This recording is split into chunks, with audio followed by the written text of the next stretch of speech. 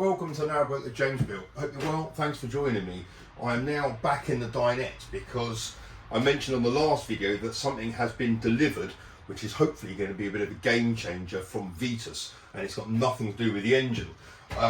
My next kind of thing, apart from the foam to make the actual cushioning, is the table. Ideally, what I want is the table to be at a normal table height when you're sitting around the dinette, but I want it to be able to be lowered so that it can sink down and occupy this void here, so when it's being lowered into a bed, then you don't have to do anything with the table. I'd have to stow it away or do anything. I'd have to put anything on top of it apart from some cushioning. That's what I want. So that's the most important thing. I've got an idea for the tabletop, which I'll come on to in a bit, but the thing I've had delivered is this, the pedestal table leg from Vitus. It hasn't got any Vitus signature on it, which is a bit annoying, but this is important. So it fits in obviously underneath that level of there. There's going to be obviously a tabletop to this. There's going to be cushioning there, so as long as this is basically underneath that level, then I can work out the levels of the cushion that might be on this will have to be either a different depth, so it kind of is all flat once it's in place. But that's at its lowest position. I'll mount it to the floor, and then it should be quite straightforward to bring up to its full height. And I can move these knobs around so they're less visible. I can straighten them out and anything like that, and then that should be the right height for a table.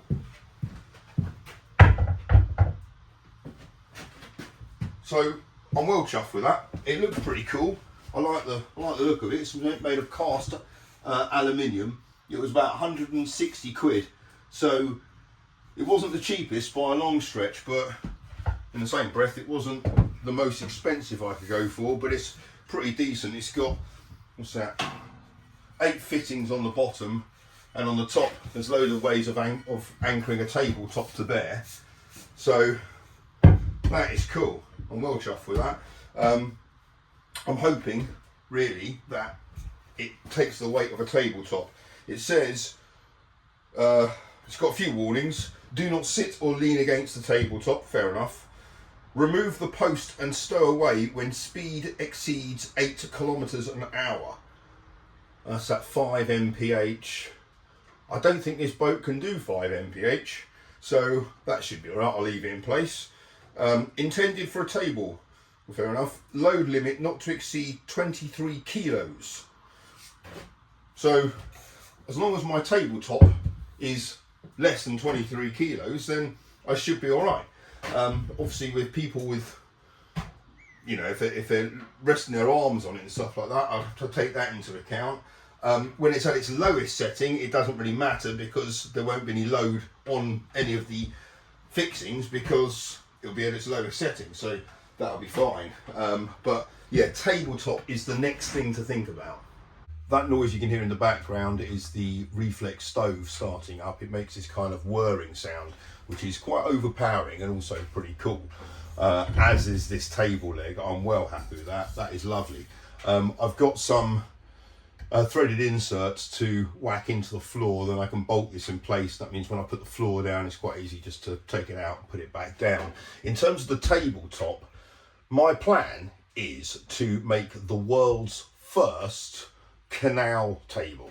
So you've obviously all heard of river tables, where you basically get a bit of live edge and either cut it and put them both together and make like what looks like a river, fill it with epoxy resin, either coloured or clear, whatever you want, and then it looks like a river. And it's really commonplace. The World and His Wife have made them, and everyone on YouTube seems to be doing them. So I think, why not? I'll do it as a canal. I've got myself a trim router from DeWalt, so I reckon I could route out the canal channel, and I'm thinking of doing the Grand Union, the Leicester line, so from North Kilworth down to London. It's quite a nice look. I can do a few of like the offshoots, like the Buckingham Arm and the Slough Arm and the thing to Northampton. So I can do all those little bits and pieces. I'm not going to put in town names or anything. I just want it to be like a wiggly line of epoxy, which to those of us that know what the Grand Union looks like, it will be that. But it will be the world's first canal epoxy table. So that's the plan, really. And in terms of material, I guess I really am looking at live edge. Ideally, I'd like to get a piece of walnut. I can't get American walnut because it's just so expensive. It's a beautiful timber. So English walnut is what I'd ideally like, which is also quite expensive. But English walnut's tends to be, the pattern is like the dark colour is a ribbon of dark in the middle of it, and then it's kind of lighter sapwood colour on the outside, which is really striking. But when I'm trying to put I don't know how the canal will look in it. I'm not too sure about it. So I'm going to be guided by the timber. That's the plan. So there's a timber yard up in Luton. I'm going to go there and check out what they've got. Oh yeah, that's nice. And this would be quite similar to that. similar. So it's this one and another one, and they with a crotch. I nearly chose this piece of London plain, which I really liked. It's the right proportions, the right kind of size and shape, but it's not my walnut. So that's a walnut there. Yeah. Same tree as that one. Just looking for maybe That is nice looking. I like the sapwood on the sides. I'm really liking that piece. I could basically just have the middle bit. So I could have from there up to right there. That would be nice. Yeah, this has got to be the top because then we can see the live edge on both sides. But I can't have this table weighing too much, so if we thin it down a little bit, maybe take 5 mil off top and bottom, it will reduce the weight and kind of clean it up a bit. Oh, that's 50. This one's 50. So 45 was here only. So you've got a 50 mil. Yeah, so if we could get it down to about 45, between 40 and 45 mil thickness. Sure. On the main bit in the middle would be ideal. Which one?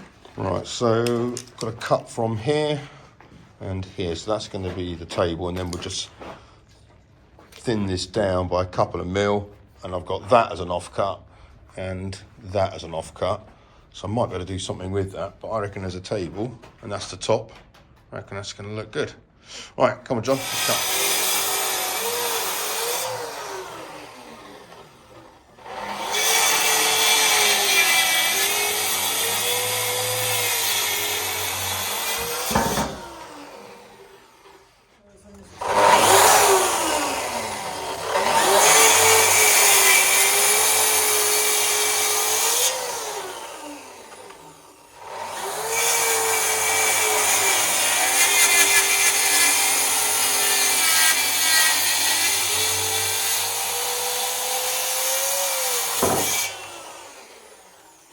The smell of the wood is just incredible. It's just beautiful, isn't it? Amazing. It's like how it goes.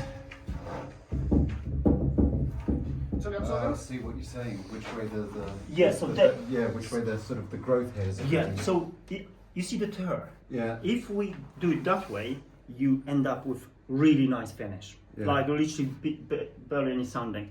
So this is how I recognize. You can see the tears going. Yeah. Yep. There we go. Well, you see, I've learned something new again today. You can see it through the top here. That's the bit. Yeah, that is a massive bit, isn't it? Jeez. Cool, okay. I will. Mind your ears, it's a little bit loud. Not too bad though.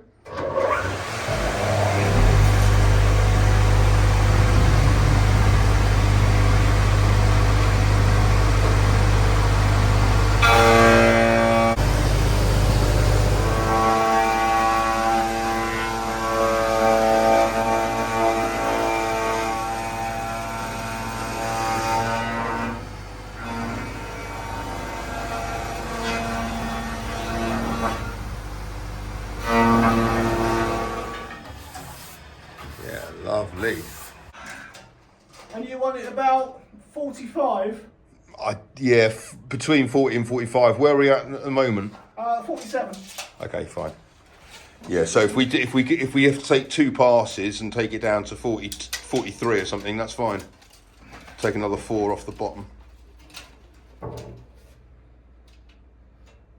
that's 47 as well. So we're only going down about a millimetre. Yeah. Yeah, that'll do you.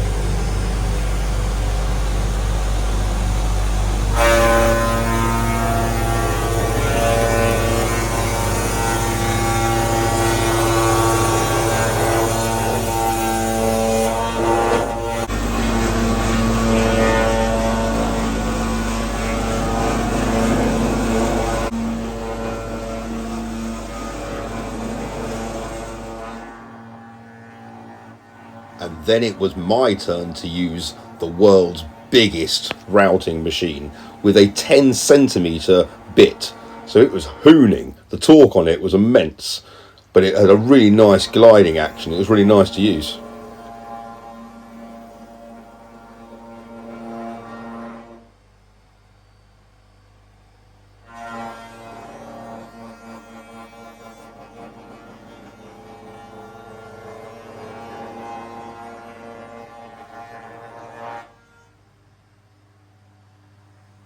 Yeah, I think it's meant to be, isn't it?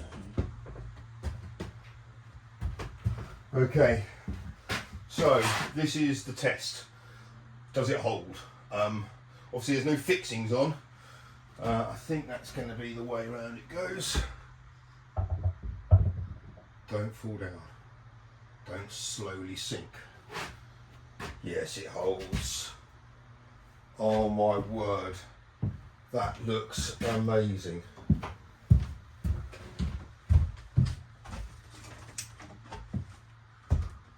Whoa, the shape of that really works. It's a little bit too long, so I need to trim it a bit. Wow, that is superb. I mean, even without doing anything to it, it looks amazing. Wow, I didn't think I was going to get a piece of walnut looking like that. It's got no cracks in it at all. The moisture's really good, moisture level's really good. But it's in really good nick. There's 1 or 2 little tiny pinholes there I could have to fill up with a bit of, I don't know, epoxy or CA glue or something.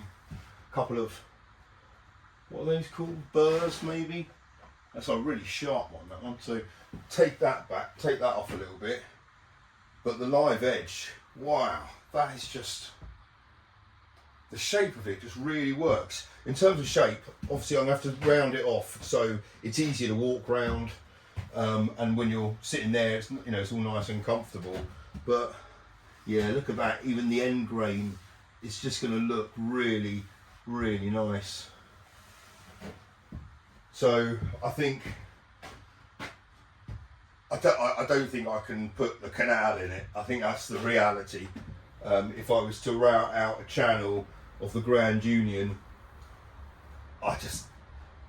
even if I did it in black epoxy like Cam from Blacktail Studio seems to do everything in, I think it's just going to look unnatural. And this is just really nice.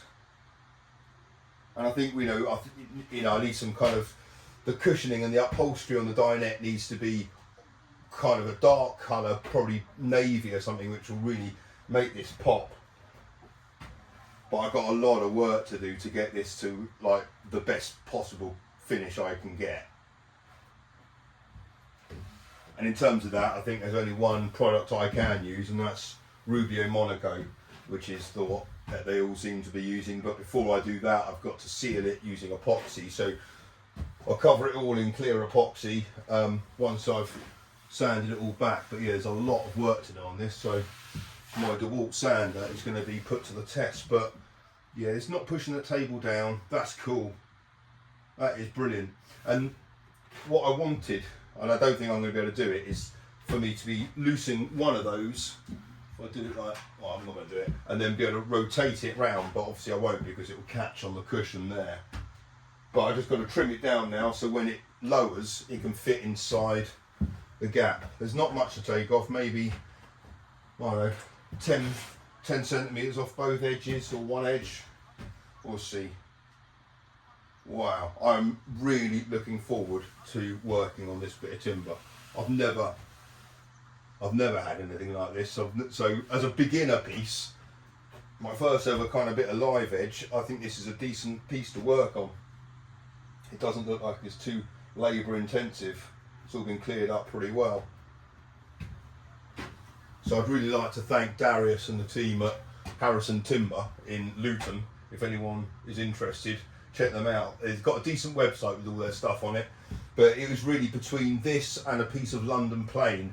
They had a sported London plane, which is, sporting is when it's kind of black lines surrounding the grain, and it looks absolutely beautiful. But London plane is quite a nice, it's a lovely looking tree when it's living, and when it's a piece of slab it's also quite interesting, but not as nice as this. Darius was saying this is one of the best bits of timber he had. It's definitely the most expensive bit of wood I have ever bought. But they say in terms of table making, it should be 1/3 based, 2/3 tabletop in terms of cost. So the base cost me best part of 200 quid. This cost me 500 quid. So it's about right. I got the proportions right. But yeah, this dining room table has cost £700. And I haven't even finished yet. I've still got the ruby and monocoat to buy, and that's about 100 quid. So it's not cheap. Bear in mind I don't have a table on slow patrol, so I think I've gone from one extreme to the other. But this is exactly what I wanted. This is absolutely brilliant. I'm going to spend a lot of time getting this right to kind of do it justice. There's a few like pop factors or wow factors on this boat that I wanted, and this is absolutely one of them, and I'm chuffed to bits. Thanks so much for watching. Until next time, take care. Bye bye.